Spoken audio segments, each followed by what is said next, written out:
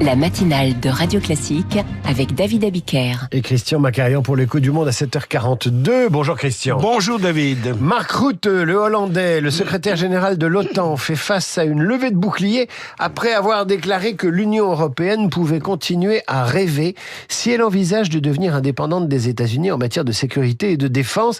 Cette sortie en a fait réagir plus d'un et plus d'une, et elle est en train de fracturer, dites-vous, le camp européen à l'heure où il devrait plutôt se montrer uni. Oui, austère mais réputé efficace, Mark Rutte, l'ancien Premier ministre des Pays-Bas, s'était déjà illustré il y a quelques mois en appelant Donald Trump Daddy, papa. Il faut commencer, pour rester équilibré, par expliquer la position de Rutte. Premièrement, il est secrétaire général de l'OTAN dans une période qui n'est pas facile pour lui, reconnaissons-le, où on reproche à l'OTAN de ne pas agir assez au soutien de l'Ukraine et de ne plus jouer le rôle d'alliance face aux ambitions dévorantes de Trump au Groenland.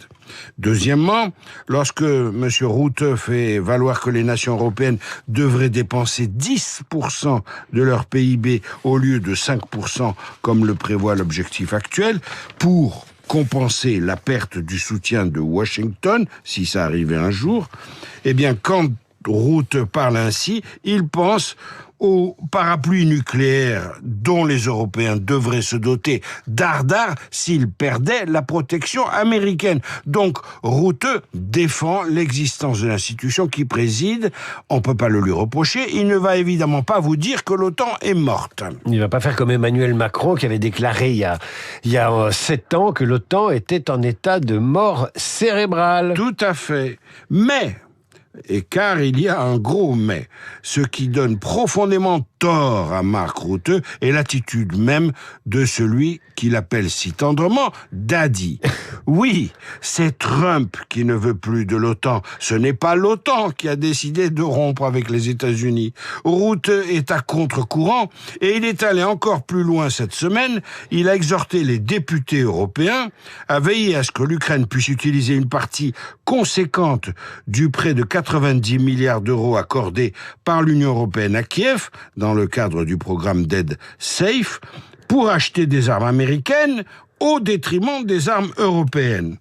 Pourquoi ? Parce qu'à l'heure actuelle, grâce à une proposition de la France, le coût des composants provenant de l'Union européenne, de la Norvège et de l'Ukraine doit représenter au moins 65% du coût total d'un produit de défense acheté grâce au prêt SAFE.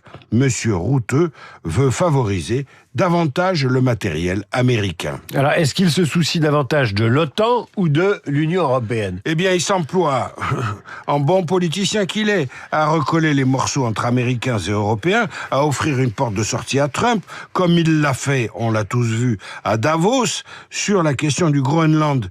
Mais tout cela paraît être le monde d'hier.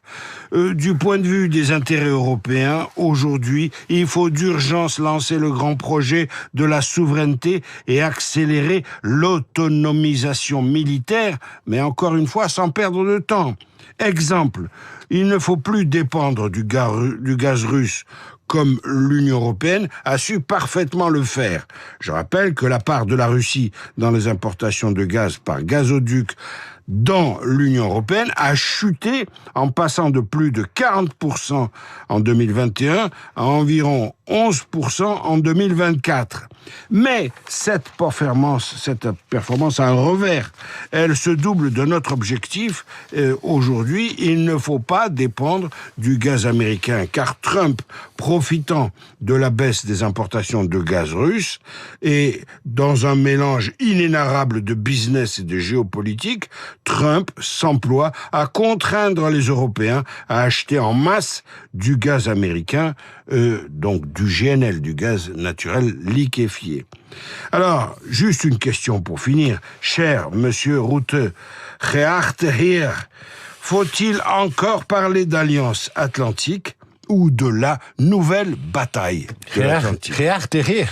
Geachte Heer. Ça veut dire quoi ? Cher monsieur. Ah, en batave? En néerlandais. En néerlandais. Christian Macarian dans toutes les langues, dans l'écho du monde, tous les jours à 7h40. Notez, mon cher Christian et chers auditeurs, qu'à 8h15, je recevrai Thomas Gomard, directeur de l'Institut français des relations internationales. Il publie Qui contrôle qui, les nouveaux rapports de force mondiaux. On parlera évidemment de l'OTAN et de ce qui se passe aussi dans le Golfe Persique en ce moment. Mais pour l'heure, nous allons retourner dans les années 70 avec l'artiste qui les a si bien chantés, Michel Delpech, aujourd'hui repris par Pascal Obispo. C'est tout de suite sur Radio Classique pour les habitants du Loir-et-Cher.